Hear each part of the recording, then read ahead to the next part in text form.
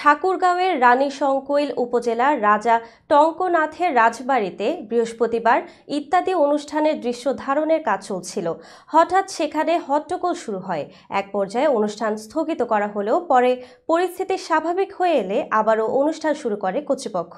বিষয়টি নিয়ে কথা বলেন ইত্যাদির পরিকল্পক, নির্মাতা ও উপস্থাপক হানিফ সংকেত। বিস্তারিত নুসরাত সাজিয়ার ডেস্ক রিপোর্টে।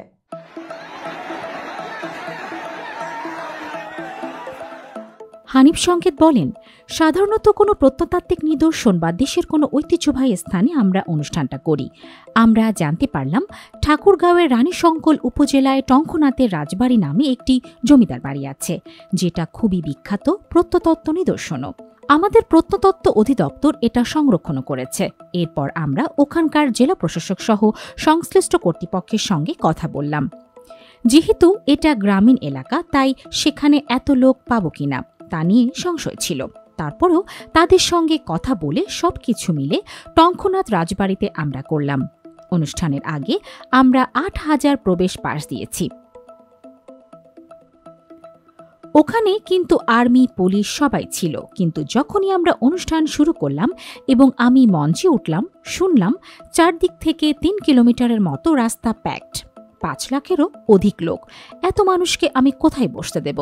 তখন বাঁশের ব্যারিকেড ভেঙে ঝাঁপিয়ে পড়ল তারা। ওখানে নারী আছে, শিশু আছে, আছেন বিভিন্ন বয়সী মানুষ। এরপর শুরু হয়ে গেল বিশৃঙ্খলা। পুলিশ এবং আমরা মিলে তাদের থামানোর চেষ্টা করেছি। অস্থির অবস্থা, অনেকেই চেয়ার ছোড়াছুড়ি করেছে। তিনি আরও বলেন, আমি যখন প্রশাসনকে ডেকে বললাম এভাবে অনুষ্ঠান করা যাবে না, মানুষ শান্ত হোক, তারপর অনুষ্ঠান শুরু করব। আপাতত আমরা অনুষ্ঠান কিছু সময়ের জন্য বন্ধ রাখি। এরপর অনুষ্ঠানের দৃশ্য ধারণ বন্ধ করে জানিয়ে দিলাম অনুষ্ঠান আপাতত হচ্ছে না, আপনারা শান্ত হন। সঙ্গেই সবাইকে চলে যাওয়ার অনুরোধও করলাম। পরবর্তী সময় আমরা চিন্তা করব কি করা যায়।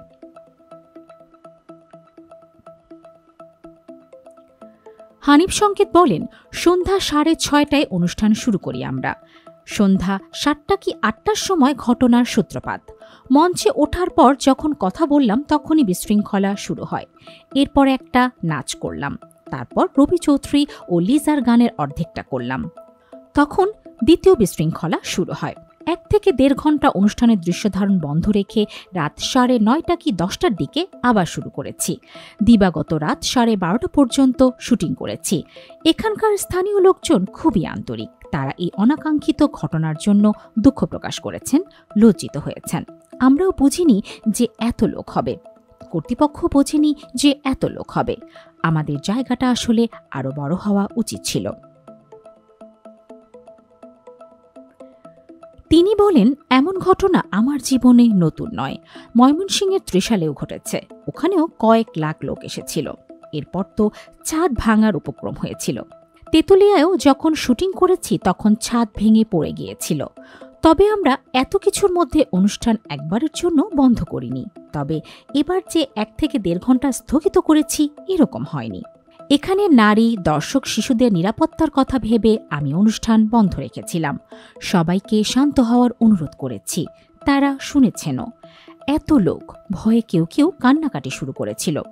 আমরা তাড়াতাড়ি অনুষ্ঠান বন্ধ করে অনেক দর্শককে স্টেজের পেছনে নিয়ে আসি। দর্শকদের কোনো অপরাধ আমি বলবো না। এখন যদি কেউ আমাকে ভালোবাসে তা তো অন্যায় নয়, সেই ভালোবাসা থেকেই তারা এসেছে। যে বিশৃঙ্খলা সৃষ্টি হয়েছিল তা 1 থেকে 1.5 ঘন্টার মধ্যে থেমে গেছে। আমরাও চমৎকারভাবে অনুষ্ঠান করেছি।